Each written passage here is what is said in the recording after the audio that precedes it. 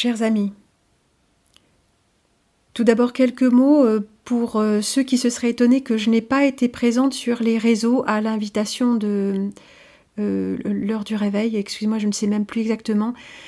Il se trouve que entre dimanche et jeudi, j'ai fait pas mal d'heures supplémentaires finalement pour faire face un peu à l'espèce de tempête qui s'est déclenchée autour de ces vidéos.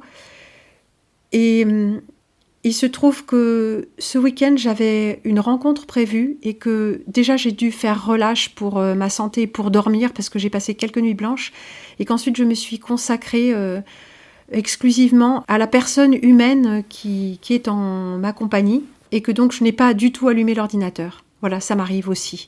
Mais si j'avais eu l'information en temps et en heure, il n'est pas sûr que j'aurais accepté l'invitation. Merci infiniment cependant de m'avoir invitée, mais une fois que j'ai fait mes émissions et que je les ai mises en ligne, mon travail est terminé et je ne peux pas passer toute ma vie derrière l'ordinateur. Et qui plus est, je n'ai pas envie de m'engager dans cette culture des réseaux sociaux. Voilà, une fois que j'ai fait ce que j'avais à faire, mon travail est terminé. Mais ce n'est pas l'objet de mon message de ce soir. Je voudrais vous faire une communication et je vous demande toute votre attention. J'ai reçu aujourd'hui dimanche un appel téléphonique de monsieur Alexis Caude.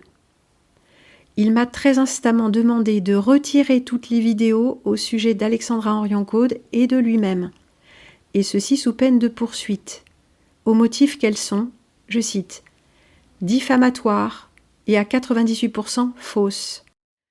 Je ne sais pas exactement si cela concerne les séquences et documents que j'ai présentés, mes appréciations personnelles et ou les affirmations que j'ai faites en mon nom d'après les informations émanant de personnes privées auxquelles j'ai eu accès.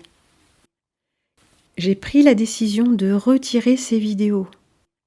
Je vous transmets donc la demande de monsieur Caude de retirer des réseaux publics la série des vidéos sur le sujet.